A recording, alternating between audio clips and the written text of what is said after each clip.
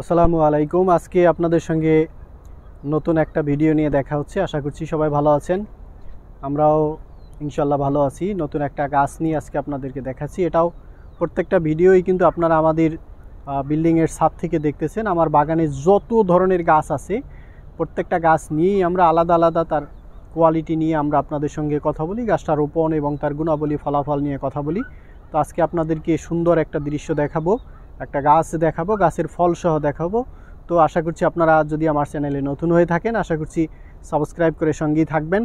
তো যে বিষয়টা, যে গাছটা আপনাদেরকে দেখাচ্ছি সেটা হচ্ছে যে সবাই চিনেন এবং অনেকেরই পছন্দ, বিশেষ করে এটা সবাই খেতে পছন্দ করেন। আজকে আপনাদেরকে দেখাচ্ছি জাম্বুরা গাছ। জাম্বুরা গাছ পছন্দ করে না আসলে, সেটা যদি খেতে একটু ভালো হয়, মিষ্টি হয়, গাছটাও যদি পছন্দের হয় এবং ফলটা যদি কোয়ালিটি সম্পন্ন হয় তাহলে আশা করছি যে আপনাদের ভালো লাগারই কথা। দেখেন আমার বাগানে গাছে কিন্তু ফল কম থাকা সত্ত্বেও ফলের কোয়ালিটি কিন্তু অনেক সুন্দর এবং এটা নতুন ফল নয়। এখানে আমার এই গাছে আরও বেশ কয়েকবার জাম্বুরা আসছিল। সাইজে আপনার এর থেকে আরও অনেক বড় হবে। এখন যেটা দেখতেছেন এটা কিন্তু খাওয়ার উপযোগী না, এটা খেতে আরও 1 মাসের উপরে সময় লাগবে, কালারটা চেঞ্জ হয়ে যাবে, হলুদ হবে। এবং এই যে আমার গাছে যে জাম্বুরাটা দেখতেছেন, গাছ কিন্তু একটা না, গাছ কিন্তু আমার জাম্বুরা গাছ অনেকটি। তো সেটা একটু বিভিন্ন জায়গাতে আছে, যে কারণে একটা দিয়েই আপনাদেরকে দেখাচ্ছি। গাছের কোয়ালিটি, গাছের ধরনে একই, ফল একরকমই আসে।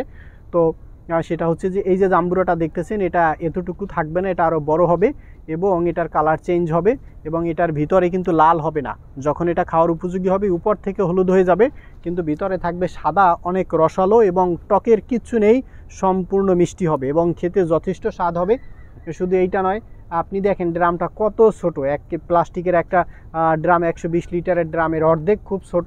এবং সেই ড্রামে গাছটা রোপণ করা অলরেডি এটা 2.5 থেকে 3 বছরের মতো বয়স হয়ে গেছে। এ পর্যন্ত আমরা 2-3 বার ফলও নিয়েছি এবং পাশে দেখেন আরও ফল আছে। প্রত্যেকটা ফলের কোয়ালিটি অনেক ভালো এবং এটা যখন আমরা খাবো বা আমি বা আমরা যারাই আমরা এটা খাই, এটা আমরা এ পর্যন্ত যতটুকু দেখেছি গাছের এই ফলের কোয়ালিটি অনেক ভালো। আপনিও রোপণ করতে পারেন, ভিডিও বেশি বড় করতে চাই না। তো আপনিও যদি এইভাবে আমাদের এই রকম ড্রামে আপনি ছাদে রোপণ করতে চান, এক্ষেত্রে কিন্তু এটা আমাদের দেয়ালের পাশে আছে, দেয়ালের পাশে থাকা এটা বাতাস কম লাগে, পড়ে যাওয়ার সম্ভাবনা কম।